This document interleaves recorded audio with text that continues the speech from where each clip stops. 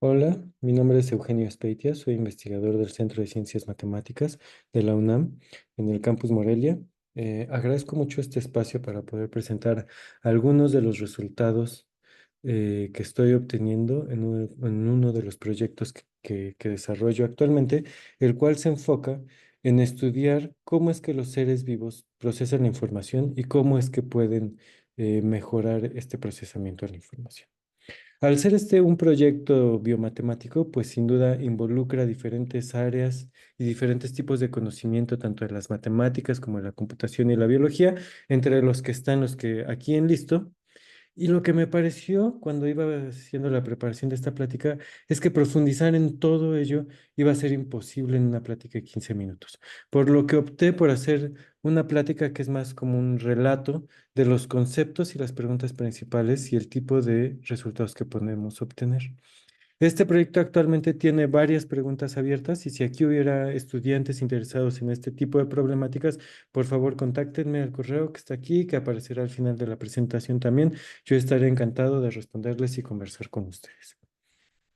Bueno, ¿por qué es importante la información en la biología?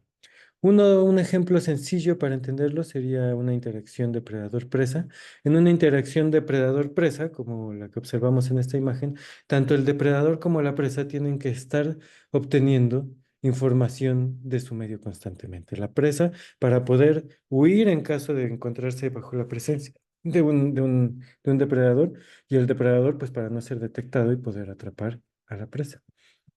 Pero este solo es un ejemplo. En realidad, en la biología, ejemplos donde la información es importante son muchos. Solo por dar algunos más, pues las migraciones requieren que los organismos estén sensando constantemente su ambiente para que cuando las condiciones ambientales lo requieran, ellos se puedan desplazar a diferentes zonas geográficas.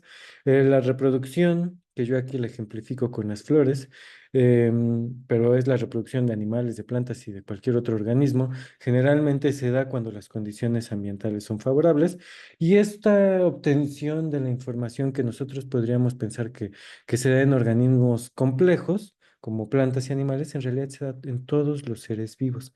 Se ha observado, por ejemplo, que algunas células pueden modificar su comportamiento al detectar la presencia de una sola molécula, que a veces son nutrientes o moléculas tóxicas. Aún más, actualmente se tiene la idea de que la información puede estar detrás de diferentes enfermedades. Por ejemplo, una célula de nuestro organismo se encuentra constantemente recibiendo información o diferentes tipos de señales, campos físicos, señales de las células vecinas, condiciones de la matriz extracelular, factores solubles como los nutrientes y factores de crecimiento, una gran cantidad de cosas y algunas hipótesis actuales, como la que se presenta en este artículo, lo que sugieren es que diferentes tipos de patologías se deben a que hay un mal procesamiento de la información. Entre ellos se encontraría ciertos tipos de cánceres, donde, por ejemplo, algunas células pasan de un estado normal o saludable a ser una célula cancerígena debido a fallas en el procesamiento de la información. Todo esto presento todo esto nada más para mostrar la relevancia que tiene la información y que en realidad también tendría aplicaciones, pues nos podrían permitir entender, por ejemplo, en qué tipo de procesamientos podrían estar ocurriendo fallas que podrían estar detrás de patologías. Entonces, lo que tenemos que entender es cómo es que los seres vivos obtienen la información. Bueno, a nivel celular, todos los seres vivos, desde bacterias hasta nosotros, los humanos, obtenemos la información de la misma manera. La obtenemos a través de lo que se conoce como vías de señalización. Las vías de señalización aquí ejemplificadas, donde lo que observamos es una célula o es un dibujo que representa una célula, esto es la membrana. Y en la membrana las células suelen poner o colocar diferentes tipos de moléculas o proteínas que son receptores. Es decir, son moléculas que están sensando la presencia de ligandos o de señales, ¿sí? De nutrientes, de tóxicos, de lo que sea. Cuando un receptor entra en contacto con un ligando, lo que ocurre es que el receptor, por medio de una cadena de reacciones químicas, manda la señal de la presencia de esta señal y al final termina desencadenando algún tipo de respuesta, ¿ok?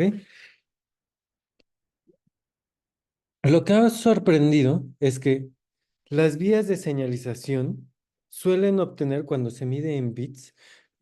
aproximadamente un bit de información, lo que significaría que pueden detectar la presencia o la ausencia de alguna señal, pero no mucho más.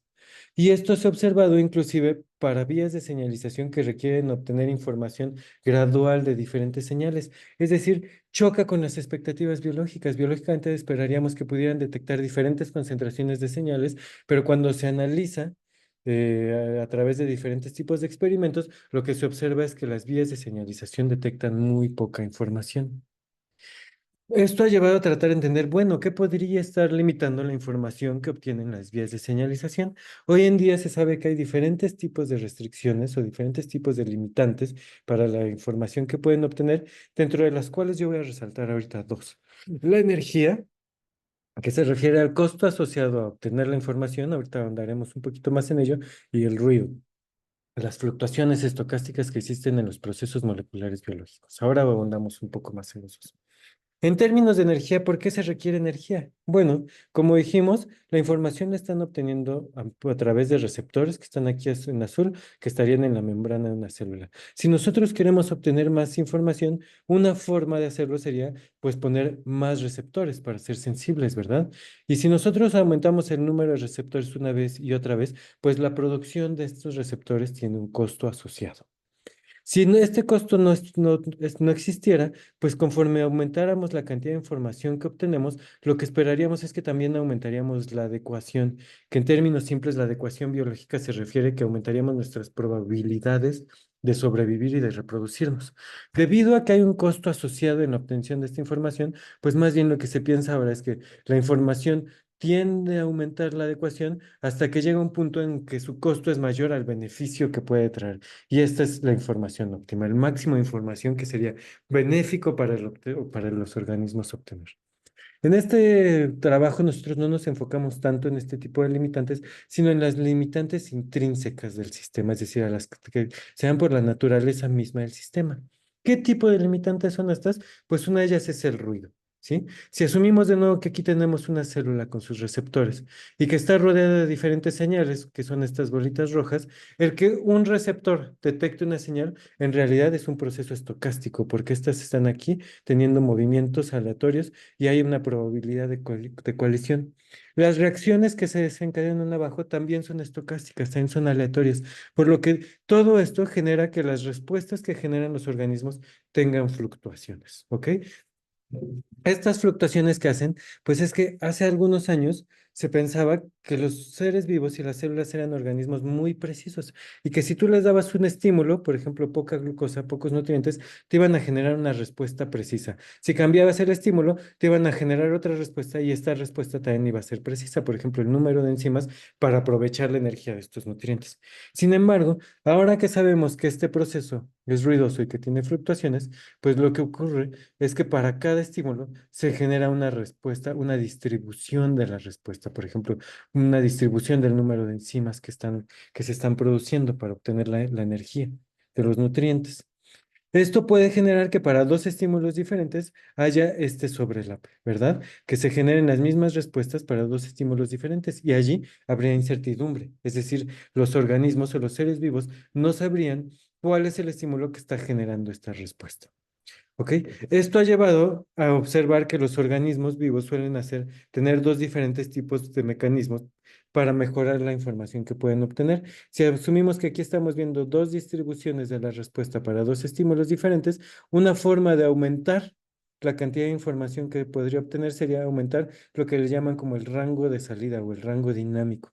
Es decir, separar el promedio de estas dos distribuciones para que se sobrelapen menos. Y la otra forma sería disminuir su dispersión, disminuir su desviación estándar, ¿verdad? Y si nosotros las alejamos lo más posible, aumentamos nuestro rango de respuesta y hacemos su dispersión lo más pequeña posible, pues entonces ahí tendríamos la información óptima por la dinámica del sistema.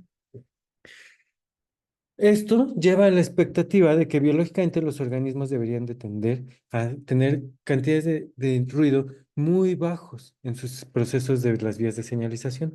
Pero lo que observamos, grupos como el mío y algunos otros grupos en diferentes lugares del mundo, es que la relación entre el ruido o las fluctuaciones y la información no es así, no es simplemente hay que disminuir el ruido para aumentar la información, ¿sí? Lo que observamos en esta gráfica, que está normalizada, es que si nosotros tomamos un ejemplo muy sencillo donde tenemos un receptor que está detectando una señal y asumimos que las fluctuaciones son el número de receptores que se pueden pegar a la señal y la información es qué también detectan o qué también pueden estimar la concentración de la señal a partir de los receptores que están detectando, ¿sí? Y hacemos una gráfica donde observamos la información aquí en negro y el ruido aquí en azul como la afinidad, es decir, que también se pega el receptor a la señal, lo que vamos a observar es que la información tiene un óptimo para una cierta afinidad entre el receptor y la señal,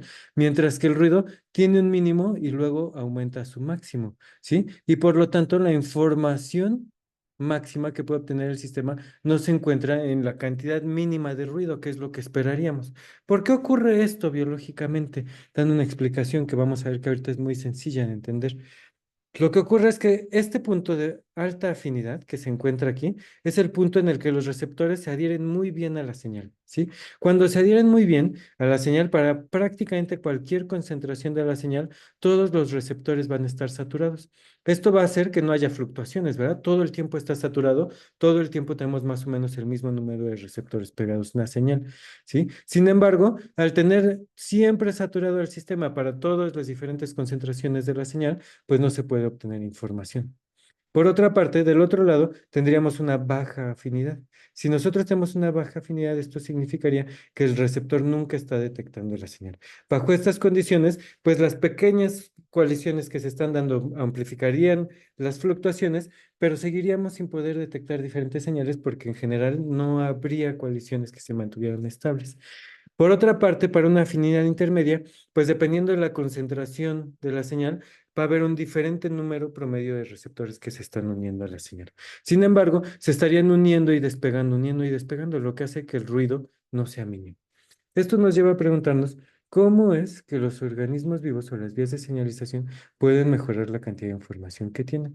Una de las formas que hemos visto es qué tanto tiempo dejan la respuesta activa, lo que se llama como tiempo de residencia.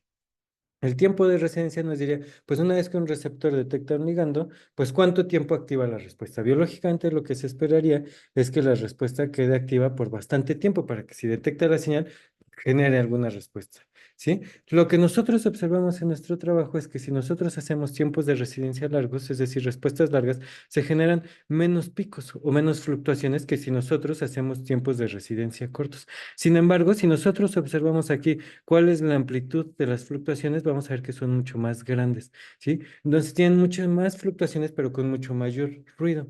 Y eso lo que va a ocurrir es que si nosotros tenemos tiempos de residencia o respuestas largas, pues las distribuciones de las respuestas se van a sobrelapar mucho más que si las respuestas son cortas, lo que va a ocurrir es que, o lo que va a ocasionar, es que para tiempos de residencia cortos, perdón, largos, vamos a tener poca información y para tiempos de residencia cortos podemos ir aumentando la información. Una vez que nosotros tuvimos esto, pues nos preguntamos qué otro tipo de mecanismos, por ejemplo, podrían estar utilizando. Uno de los que pensamos es que podrían alinear la respuesta, es decir, que dependiendo del número de receptores promedio que están unidos a una señal, por ejemplo, uno, dos o tres, la respuesta promedio de cada distribución de respuestas, ¿no? Iría aumentando de forma proporcional, sí, es decir, tendrían una respuesta lineal a la cantidad de señal que pueden detectar, ¿sí? Es decir, que la respuesta que se estaría generando sería proporcional a la cantidad de señal que está detectando el receptor, que es lo que trata de ejemplificar esta gráfica. Y lo que observamos es que tampoco es una buena respuesta. ¿Por qué? Pues porque lo que vemos aquí es que si hacemos de nuevo una gráfica con respecto a un receptor y una señal y su afinidad de la alineación, qué tan proporcional es la respuesta con respecto a la cantidad de receptor que detecta señal y la información, pues va a tener el mismo comportamiento que la información y el ruido. La mayor información no se encuentra en la mejor alineación. Hoy en día en el equipo de trabajo tenemos algunas ideas de por qué podría estar ocurriendo esto, pero bueno, es trabajo que todavía continúa. Y pues yo nada más quisiera dejar como dos reflexiones. Uno, que entender el procesamiento de la información, pues es fundamental para entender el comportamiento de los seres vivos y diferentes tipos de problemáticas como patologías, y que los resultados de nuestros equipos y de otros equipos pues están mostrando que la información en los seres vivos tiene comportamientos complejos. Pero yo creo que hoy en día pues tenemos las herramientas necesarias para empezar a abordarlo y para empezar a entenderlo a profundidad. ¿Sí? Con eso quiero acabar. De nuevo, dejo mi correo por si alguien estuviera interesado en este tipo de preguntas. Con gusto les respondo. Y pues nada más les agradezco la atención. Dejo aquí fotos. Este trabajo lo empecé cuando yo estaba en Zúrich haciendo un postdoc. Actualmente lo continúo con mi equipo de trabajo que está aquí. Algunos de los resultados que les mostré son de él, que se llama David Gordillo, quien hace su doctorado conmigo. Y pues nada, ojalá si tienen preguntas las pueda responder. Les agradezco mucho. Hasta luego.